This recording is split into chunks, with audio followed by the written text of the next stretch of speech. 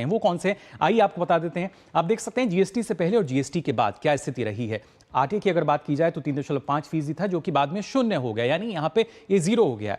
Sanitary napkin की बात की जाए तो 12% था, जो कि शून्य हुआ। आयुर्वेदिक दवा 12%, जो कि अब 5% हो गई, यानी कमी इसमें आई। और वहीं डिटर्जेंट की बात की जाए 28% था पहले टैक्स इस पे, जो कि 18% हुआ। टीवी की हम बात करें 28% था, जो कि 18 हुआ। फर्नीचर 31.3% लगता था पहले, लेकिन ये बाद में 18% हुआ। और इसी तरह मोबाइल फोन जो 31.3% पहले लगता था टैक्स, बाद में जीएसटी लागू होने के बाद वो 18% लगना शुरू हो गया।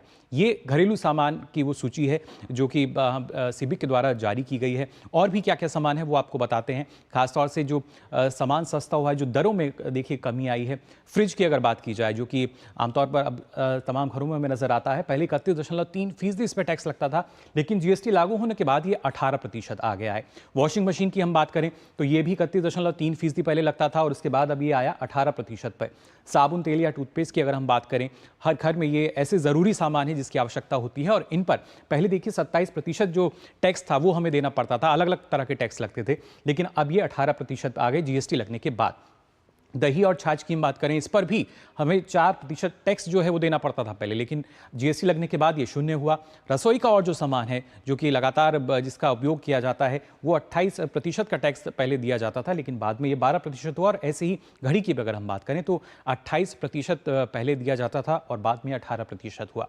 तो देखिए किस तरीके से कई ऐसे हमारे घरेलू सामान हैं जिस पर जो टैक्स की दरें हैं वो लगभग शून्य हो गई हैं, या जो कमी है वो आपने देखा कि किस तरीके से जो कमी है वो भी यहाँ पे दर्ज की जा रही है। अलग अलग अगर जब हम घरेलू सामान की बात करते हैं, जो इस्तेमाल की हमारी दिनचर्या की बात है, और इसी वजह से हम कह रहे हैं कि जीएसटी का जो फायदा है आम जनता को भी मिला है, कारोबारियों को नहीं। उनका विश्वास ऐसे ही इस पर नहीं बना है, लेकिन जो आम जनता है उसको भी लाभ मिला है। और इसी पर हम यहाँ चर्चा करेंगे। हमारे साथ जो खास मेहमान हैं वो जुड़ चुके हैं, उनसे जानेंगे कि किस तरह की जो स्थिति है वो फिलहाल नजर आ रही है। राजेंद्र अरोड़ा जी हमारे साथ जुड़े हैं, जीएसटी विशेषज्ञ हैं। बहुत बहुत स्वागत है राजेंद्र जी आपका इकोनॉमी टुडे में। नमस्कार, धन्यवाद सर। जी राजेंद्र जी, सबसे पहले जानना चाहेंगे आपसे, क्योंकि जब जीएसटी की हम बात करते थे 2017 में जब ये लागू हुआ था 1 जुलाई से, तो अलग अलग बातें कही गई, भ्रांतियां फैला दी गई कि इसके जरिए तो कारोबारियों को नुकसान होगा, आम जनता पर महंगाई की मार पड़ेगी। लेकिन जो वास्तविकता है, जो सच्चाई है, वो लगातार हम देख रहे हैं। और खासतौर से अब 7 साल करीब हो जाएंगे जुलाई में, हम देख रहे हैं कि किस तरीके से आम जनता को इसका लाभ मिला है। नहीं, बहुत बढ़िया आपने ये जो है जो आज का टॉपिक है, क्योंकि जीएसटी 1 जुलाई 17 के बाद रेगुलरली जीएसटी काउंसिल और गवर्नमेंट जो है वो इस बातों पर ध्यान देती आई है कि जहां जहां इंडिस्पेंसेबल गुड्स हैं, जहां जहां कंज्यूमर गुड्स हैं, उन पर रेट का जो इम्पैक्ट है वो ना पड़े। और अभी भी मैं आपको बताऊं सर, जो जीएसटी काउंसिल मीटिंग में, अभी जो 53वीं काउंसिल मीटिंग में, उसमें भी जी जैसे सोलर कुकर पर रेट को 12% कर दिया 18% से, तो सोलर कुकर्स अब सस्ते जी। हो जाएंगे। इनफैक्ट आप समझिए कि जो और सर्विसेज हैं, जैसे कि अभी प्लेटफॉर्म, रेलवे के ऊपर प्लेटफॉर्म टिकट की सर्विसेज है, वो जी। सस्ती, बल्कि बहुत सस्ती हो जाएंगी, क्योंकि उस पर टैक्स रेट खत्म कर दिया। और हम्म। भी रेलवे से संबंधित जो सर्विसेज हैं वो सस्ती हो जाएंगी। तो मैं यूं कहूंगा कि कहीं ना कहीं सरकार बड़ी अडेप्टिव है, जी बहुत ही संवेदनशील है इन सब बातों के ऊपर। बिल्कुल और इस राजेंद्र जी। बात का और ध्यान, एक और बड़ी जी, क्योंकि अगस्त में एक बार फिर से शायद जो बैठक है जीएसटी काउंसिल की वो होगी, जी और जी जी उम्मीद ये की जी जा जी रही है जी कि उसमें भी कई ऐसी वस्तुएं हैं जिन पे रियायत मिल सकती है, यानी जो टैक्स की दरें हैं या तो वो शून्य हो सकती हैं या उसमें भी कमी आएगी, यानी और आम जनता के लिहाज से देखा जाए तो और सस्ता उत्पाद जो है उनको मिलेगा। सर्टनली सर, क्योंकि अभी ये काउंसिल मीटिंग जो थी वो हाफ डे की हुई, जी। प्री बजट डिस्कशन हुआ इसके ऊपर, तो इसलिए आधे दिन में सारी चर्चाएं नहीं हो पाई। तो अगस्त फर्स्ट या सेकंड वीक में बहुत सारे रेट्स ऑफ गुड्स और सर्विसेज आप रैशनलाइज देखेंगे। जी। एक और बड़ी इंटरेस्टिंग बात, 53rd काउंसिल मीटिंग में जो काउंसिल ने डिसाइड किया कि हॉस्टल सर्विसेज जो है, एजुकेशनल सर्व के रिलेटेड है हॉस्टल सर्विसेज, भारत में बहुत सारे ऐसे हब है, जैसे कोटा है, सीकर है, जी। जयपुर है, मुंबई है, बहुत सारे ऐसे हब है जहां पर हॉस्टल सर्विसेज दी जाती है। हम्म। अब उन हॉस्टल सर्विसेज को भी स्टूडेंट्स के लिए एग्जिम्प्ट कर दिया गया है, तो जी। स्टूडेंट्स के लिए जो एजुकेशन है और सस्ती हो जाएगी सर। मैं समझता हूँ कि एक बहुत वेलकम स्टेप है सर ये। जी बिल्कुल। तो यानी घरेलू रसोई से लेकर छात्रों की निजी जिंदगी भी अगर बात की जाए तो वहाँ भी जो रियायत है उसका असर हमें देखने को मिलेगा। लेकिन राजेंद्र जी, जब शुरुआत इसकी हुई थी 2017 में। इस तरह की जो बातें हैं वो किस लिए की गई, जो भ्रांतियां फैलाई गई कि ये सिस्टम जो है सही नहीं है, और जबकि जीएसटी कलेक्शन हम देखते हैं तो लगातार नए रिकॉर्ड्स वो बनाता नजर आ रहा है। और इसी की वजह से हम मान सकते हैं कि जो देश में विकास की जब हम बात कर रहे हैं, जो लगातार इंफ्रास्ट्रक्चर हमारा बढ़ रहा है, तो कहीं ना कहीं जो हमें खासतौर से प्रॉफिट मिल रहा है उसको यूटिलाइज भी हम कर रहे हैं। तो ये सारे जो प्रमुख कारक हैं, इनके जरिए तो विकास की बयार ही बहती नजर आती है। सर आप बिल्कुल सही कह रहे हैं, लेकिन समस्या क्या थी, जब सब्जेक्ट आया, जीएसटी आया, तो पूरी विश्व में जैसे मलेशिया, कनाडा, सिंगापुर और बहुत सारी जगह, दो तीन जगह और, जिस भी सरकार ने जीएसटी इंप्लीमेंट किया वो जीएस सरकार रिपीट ही नहीं हुई। जी लेकिन हमारी सरकार ने जिस तरह से उसको इम्प्लीमेंट किया, मैं समझता हूँ, और जिस तरह से उसको विजुलाइज किया, जी वो बधाई के पात्र हैं। और जीएसटी काउंसिल बनाकर जो अडेप्टेबिलिटी दिखाई कि आप हर, अब देखिए 84 महीने हुए हैं अभी, और जी 53 बार जीएसटी काउंसिल, ऑलरेडी 84 महीने में पूरे नहीं हुए, जी 53 बार जीएसटी काउंसिल मीटिंग मिल गई। साल में 7 साल अगर होते इनकम टैक्स के, तो केवल 7 बजट आते। जी यहाँ 53 बजट आए हैं सर। इसका अर्थ ये है कि जब भी हम जाकर काउंसिल को बोलते हैं कि साहब यहाँ समस्या है, ये दिक्कत है, वो इमीडिएटली उस बात को एक्सेप्ट करते हैं और उसको ठीक करते हैं। जी तो मुझे ऐसा लगता है कि वो इनिशियल भ्रांतियां, जो मिथ्स थी, वो कहीं ना कहीं बेस थी, लेकिन हमारी लीडरशिप ने उस बात को फेल कर दिया। जी उस भ्रांति को भी, उस नॉर्मल नोशन को भी फेल कर दिया कि भी ऐसा जरूरी नहीं है कि जीएसटी अगर हम लाएं और उसको इम्प्लीमेंट प्रॉपरली नहीं कर जी सकते। तो हम तो बहुत अच्छे से इस बात को समझ रहे हैं कि आने वाले दिनों में सर, और देखिएगा, मैं आपको एक छोटी सी फिगर और देता हूं।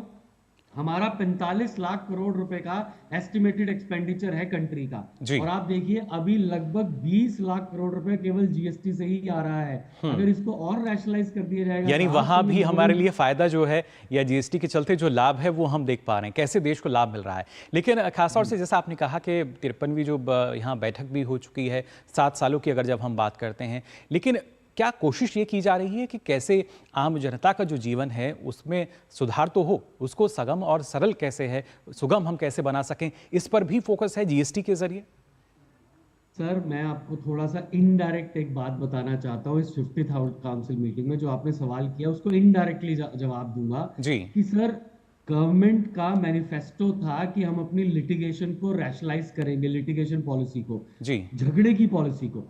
अब झगड़ा जो है वो हर टैक्स पेयर से संबंधित है, और टैक्स पेयर से रिलेटेड है आम सैलरीड एम्प्लॉइज। जी अगर एक बिजनेस में झगड़ा होगा, लिटिगेशन होगी, तो उसके एम्प्लॉइज पर भी उसका इंपैक्ट आएगा। जी तो सरकार ने क्या किया, उस झगड़े को ही बहुत हद तक खत्म करने की कोशिश की। एक जी छोटी सी बात बताता हूं कि सरकार ने डिसाइड किया है कि अगर 20 लाख रुपए तक का कोई भी झगड़ा होगा, तो हम उसको अपील में ऊपर नहीं लेकर जाएंगे। जी 1 करोड़ तक का झगड़ा होगा तो हाई कोर्ट नहीं लेकर जाएंगे, 2 करोड़ का झगड़ा होगा तो सुप्रीम कोर्ट नहीं लेकर जाएंगे, जी उससे ऊपर होगा तो ले जाएंगे। तो जी आप सोचिए सर, इनडायरेक्टली कहीं ना कहीं बिजनेसेस को रिलीफ मिल रहा है, उन बिजनेसेस से वहां के उनके संबंधित जो कर्मचारी है उनको रिलीफ मिल रहा है। जी बिजनेसेस वो प्रॉफिट्स जो है, जो उनकी समस्याएं कम होंगी, वो प्रॉफिट्स आम जनता तक पास करेंगे।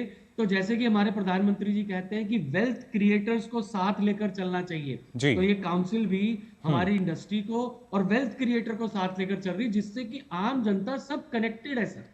जी बिल्कुल राजन जी, लेकिन आम जनता के लिहाज से अगर हम समझें कि कैसे जीएसटी के जरिए जो विकास है वो हम कह सकते हैं कि आम जनता तक पहुंचता है, कैसे आम जनता उससे जुड़ती है, क्योंकि बतौर उपभोक्ता तो हम जाना कि कैसे जो टैक्स लगता था अलग अलग सामान पर, उसमें कमी आई, वो सस्ता हुआ, लेकिन कैसे जो विकास की ये धुरी है ये कैसे आम जनता से जुड़ रही है जीएसटी के जरिए?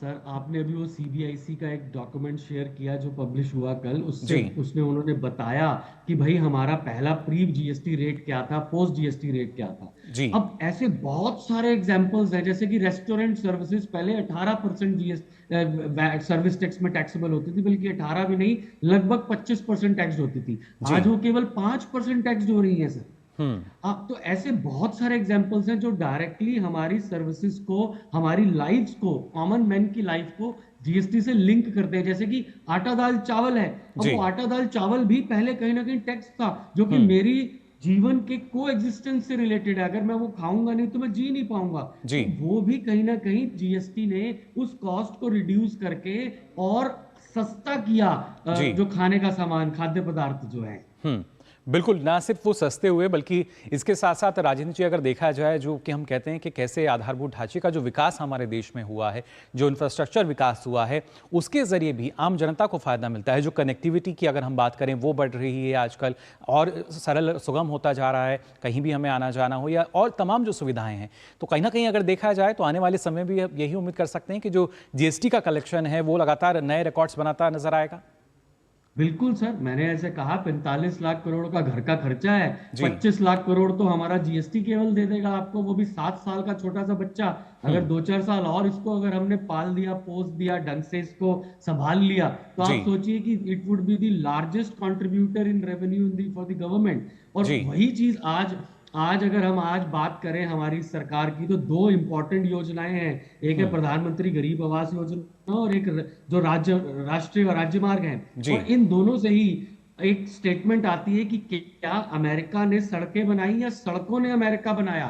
तो जी। भारत भी अब एक विश्व शक्ति इन्हीं इंफ्रास्ट्रक्चर के बेस पर बन रहा है, और इंफ्रास्ट्रक्चर का कंट्रीब्यूशन हमारा जीएसटी दे रहा है। और उसका लेकिन कोई भी इंपैक्ट जो है जनता पर, गलत इंपैक्ट या नेगेटिव इंपैक्ट नहीं पड़ रहा, जी। क्योंकि ये रैशनलाइज कर दिया। हमारे पास समय नहीं है, वरना मैं आपको ये बताता जी। कि जो पहले जीएसटी से पहले हमारी टैक्स की कॉस्ट बनती थी इंडस्ट्री के लिए, जी। अब वो कॉस्ट नहीं बनी और वो सारी पास ऑन हो गई। जैसे कि 31% आप बता रहे हैं, 30% आप बता रहे हैं, वो कॉस्ट होती थी इंडस्ट्री की, इसलिए वो पास करते थे। जी। अब वो कॉस्ट नहीं बन रहा टैक्स, तो वो पास कर देते हैं प्रॉफिट्स को, बेनिफिट्स को, इसलिए जो आम जनता के लिए सामान जो है वो सस्ते हो गए। तो जी। मुझे ऐसा लगता है GST is a win win situation, not only for the consumers but for the industry and for the exchequer. मतलब रेवेन्यू के लिए भी, सरकार के लिए भी वो विन विन सिचुएशन, सबके लिए विन विन सिचुएशन है। जी, और इसका फ़ायदा जो है, लाभ जो है हर एक क्षेत्र में हमने देखा है। लेकिन अब आपके नज़रिए से अगर हम समझने की कोशिश करें आने वाले समय में जब दोबारा से बैठक होगी,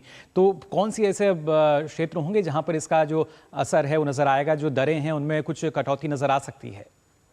सर सबसे इंपॉर्टेंट एक फर्टिलाइजर्स का है। सर एग्रीकल्चर बेस्ड कंट्री है हमारी, जी। तो फर्टिलाइजर्स में अभी 5% टैक्स लगता है।